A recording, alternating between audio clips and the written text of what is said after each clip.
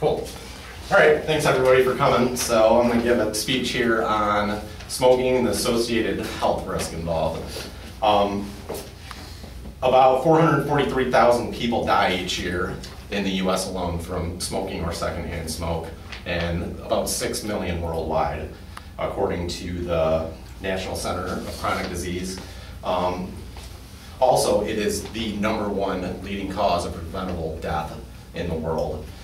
Each year, smoking cigarettes will kill more people than murders, drugs, AIDS, vehicle crashes, and fires combined.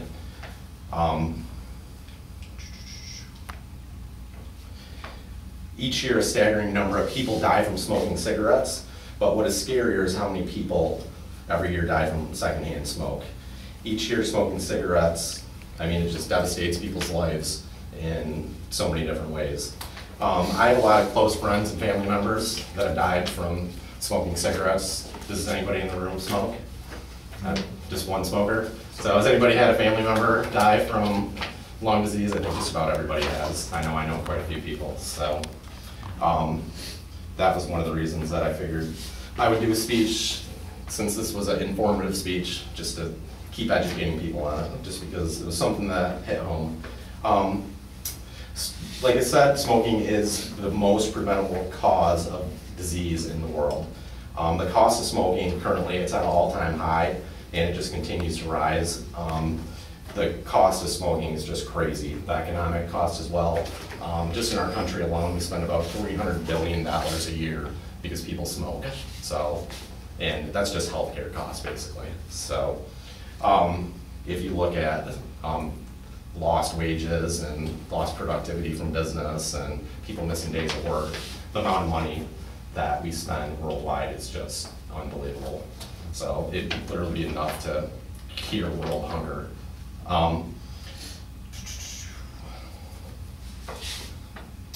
Public smoking, there's been a lot of bans on public smoking in recent years. Pretty much nowadays, there's not too many states left that you can walk into a restaurant. There's a few places around the country, but most places, malls, schools, pretty much any school across the country nowadays you can't smoke in. Even though there are a few pretty small towns out there in rural communities where it's pretty amazing what still happens here in our country.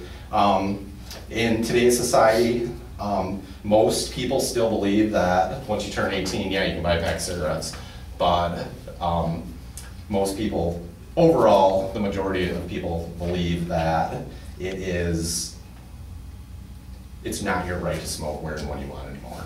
So, and like I said, 30 years ago, it didn't matter where you were at. You could be sitting at work and most people had an ashtray sitting right on their desk for them or a client coming in. Smoking is still a multi-billion-dollar industry in the United States. The tobacco industry spends billions of dollars every year advertising, trying to get people hooked. Just that in combination of the power of nicotine, it's definitely something really tough to quit.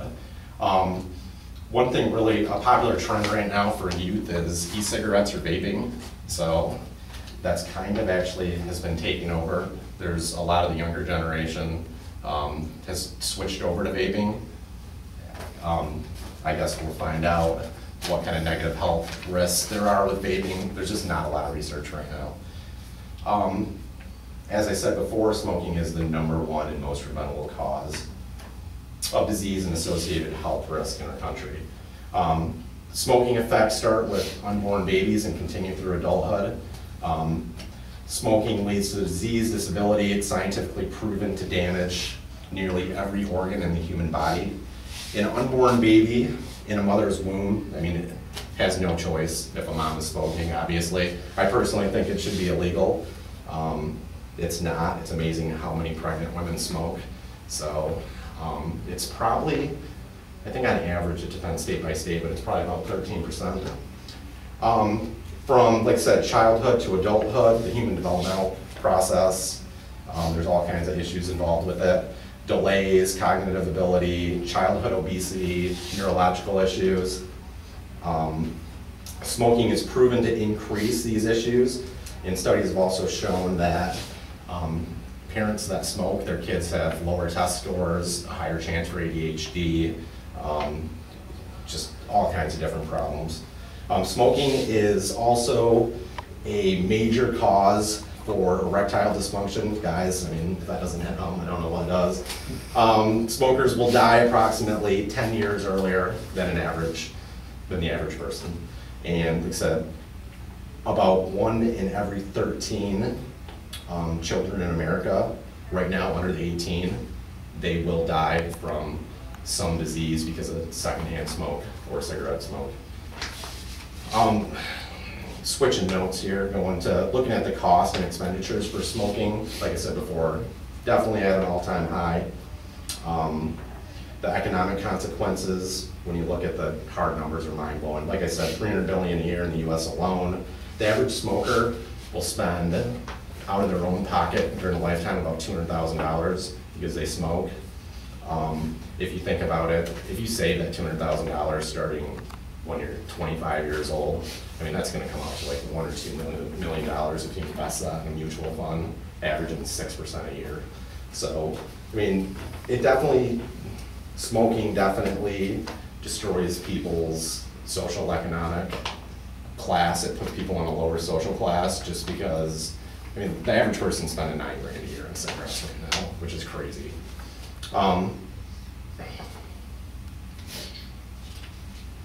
Yeah, like I said, the money saved from that, you can take your family on a great vacation every year, pay off debts, you know, buy a new house, larger home.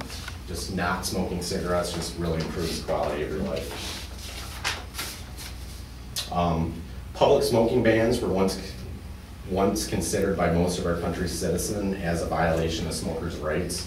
Like I said, most people nowadays, they're educated enough to realize it's bad for you. And the majority of the public, they want smoking bans.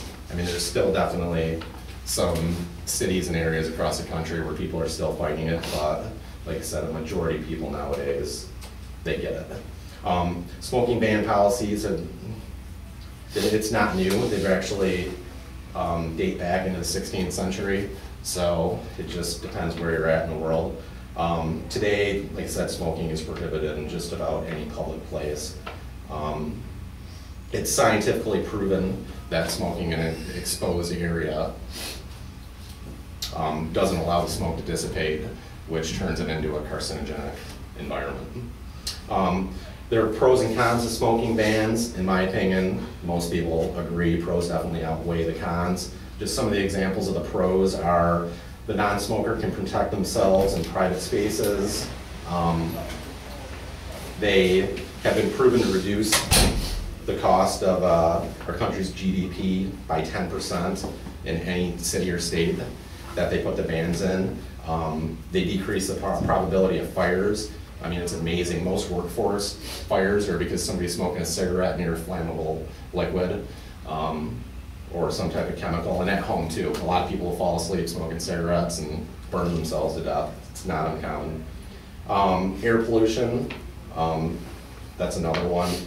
They work productivity, less FMLL days. A lot of people that smoke, I mean, they take a lot of sick days. So there's definitely an impact in business as well.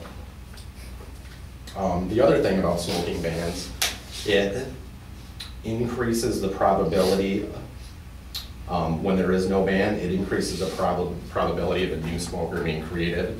I mean, let's face it, especially with youth, a lot of people just want to smoke to be cool, and if there's people smoking, that's where people are they're gonna want to smoke more.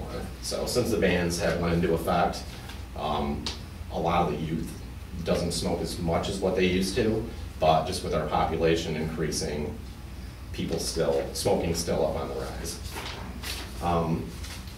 Some cons for smoking are, probably the biggest one is just the government taking away a civil liberty. So a lot of people still believe that it's their choice if they want to smoke in their home, or if they're pregnant they want to smoke, or if they own a bar or restaurant, it should be their choice. So there have been in business, especially like bars and restaurants, when smoking bans first started, a lot of businesses, there were a lot of businesses that got shut down initially but usually after a while, I mean, most people, once they acclimate to getting used to a smoking ban, they start going back to those establishments. Audience, what do you guys think? Does anybody have an opinion on smoking bans? So, Justin, you smoke. You want to be able to go out to the bar and smoke, or would you rather, what's your opinion on this? Yeah, yeah, that's a lot of smokers, that's definitely one thing they miss. Alternatives to quitting, vaping or e-cigarettes or nicotine products. Working for our company, you guys obviously, we work with those products, the smoking cessation products, so, and you've seen business has been pretty good, which is a sign that it's a good trend that a lot of people are trying to quit. Like I said, we do the nicotine lozenges and also nicotine gum, 2 milligram, 4 milligram, and we've been busy. I mean, we all work on those products, and it's been good for business, so hopefully that'll be a trend that continues in the future.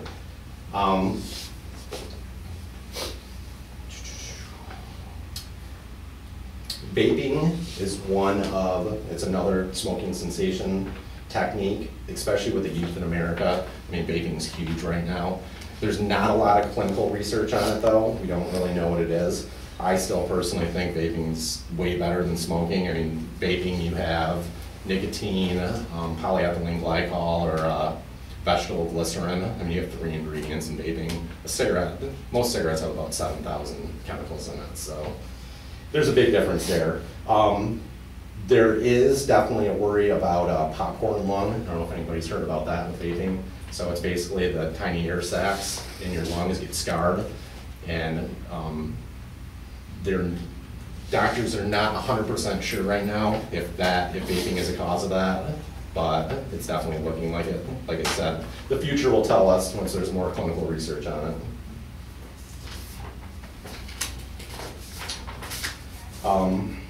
Yeah, so like I said, again, just reiterating some of my main points here. Smoking is the most preventable cause associated with health problems in our country. The cost of smoking is at an all-time high. As I said, $300 billion a year.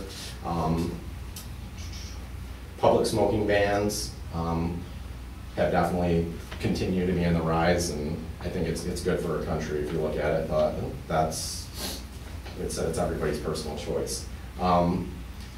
So smoking alone, it's still a multi-billion-dollar industry in the United States, and as long as it is, smoking, those big tobacco companies are going to advertise as much as they can, and that in combination with nicotine being so addictive, people are going to, and they're going to continue to smoke, let's face it. So hopefully in the future, people realize how stupid it is and stop, but we'll see what happens. And yeah, and as I said before, smoking cigarettes will kill more people in murders, drugs, AIDS, vehicle crashes, and fires combined, which is crazy if you think about it. And like I said, smoking it's personal choice. The scientific facts about smoking clearly show there are significant health risks involved with cigarettes.